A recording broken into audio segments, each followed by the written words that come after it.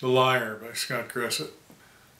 It was like bending steel bars for him to think kindly of her now. His business partner said, "You're the luckiest man I know to have experienced the passion you two shared. Most men will never have that pleasure." She had taken his heart and his soul and left him wondering just what the hell was going on. They had met in a cafe in Sausalito on a warm June night the previous year. They talked for an hour, but he felt that only a few minutes had passed. She told him of her life, her fears, her joys, and most recently her struggles. They sat, knees touching under her table, locked eye to eye. He fell in love with her on the spot. She was flying out the next morning at 4 a.m. and needed to get to bed. He walked her to her hotel and kissed her goodnight. She asked for his email. He handed her his business card. She asked him to stay in touch. He promised to write every month and to keep her in his prayers. She thanked him for his bravery, approaching her a stranger in a restaurant. She kissed him passionately. He whispered goodnight, and he turned to the dark to his car to schlep south. As he drove, her email came in on his phone. "Grazie, grazie, mille besos, mi amore." One-handed, he wrote back, agonizing over his impudence. "I love you." He faithfully wrote to her for a year, sending encouragement and asking of her fortune. She never wrote him back, but would text him, "Mille besos, mi amore." Nothing more, nothing less. He called her every month and left a message or a greeting, a kind word or two. She never called him back, but would text him, "Mille besos, mi amore." Nothing more, nothing less. He pondered her existence and wondered why she asked him to write when she would never respond with anything other than mille besos, mi amore.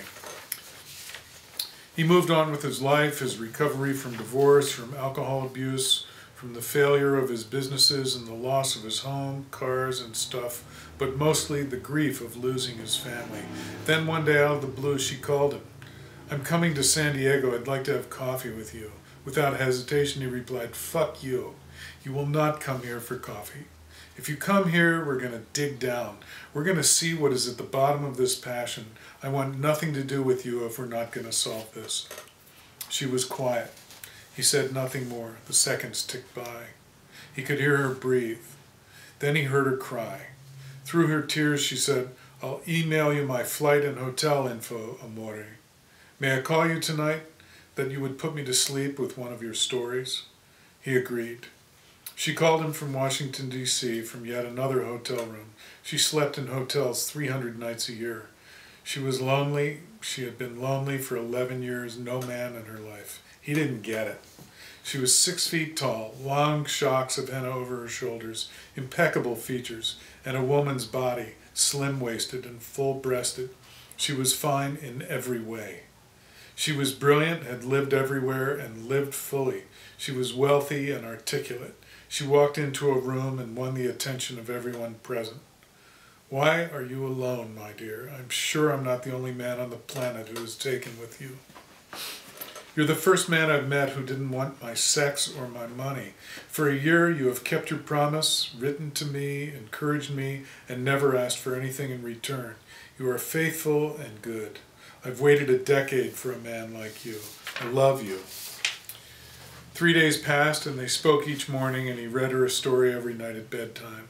She flew into town and was sitting outside the cafe waiting for him as promised. When he walked up the sidewalk to her, she smiled a radiant smile and stood, moving to him, arms outstretched. They embraced. She shuddered, and he held her away and looked in her eyes, swelling with tears. He couldn't help but laugh. She did too. They embraced again, then kissed long and passionately in the door to the cafe. He herded her self-consciously to the counter to order. He stood behind her as she ordered espresso. She backed into him and reached for him with her free hand. She pushed herself into him and melted, quivering. This was outside of his experience, this kind of passion, in or out of the bedroom. She kept pressing into him and nuzzling him like a cat. For the next 5 days they were inseparable, making love, sitting in the garden, talking and touching, eye to eye, knee to knee, fully engaged. They drove across the state to see the generals she had appointments with. She sat in the passenger seat, cross-legged, leaning against him, rubbing his chest or stroking his neck as he drove into the night. Back to the coast, she followed him to his gig with his band, his sons, and his friends. Busy setting up for the show, she said, "You stay back and work. I'll feed the crew." She took the dozen of them to dinner and engaged each of them, asking their names, their interests, and charming them all. His bandmate said, "Where on earth did you find her? She is fucking amazing." "No shit," he muttered. He drove her to her sister's place with the boys where his mother was visiting. They stood outside for an hour. She stood outside for an hour, playing ball with his two youngest sons, they in dungarees, she barefooted wearing a dress. They all spent the day together talking, laughing, breaking bread, and sharing. On her last night in town, they made love slowly, passionately, and tenderly through the night until the sun broke in the window of the airport hotel. He pulled her up to the curb at Terminal 2 and threw it in park. He got out and opened her door, then pulled out her bag out of the trunk. They were both grave at first. He held her until she wept and turned away, pulling her bag into the terminal. He never felt as solitary and alone as he did at that moment. He spent the next month processing his feelings, the minutes of each day with her, recounting her words. They spoke every morning and he read her a story every night. She asked him to find a small rental in town where she could stay for a week every month. She wanted to get to know him, he and his boys. She flew out on a Sunday morning to look at a property that she had decided to purchase for the two of them. 2 hours later, she got back on the plane, having signed a purchase agreement for a farm 10 miles from the beach. She stopped calling 3 days later. He reached out to her by phone, email, and text. No reply. He knew she was traveling internationally and waited for her call. After 2 weeks of silence, he texted her and asked, "What's going on?" She texted back, "I am poison. Get as far away from me as you possibly can." He never heard from her again.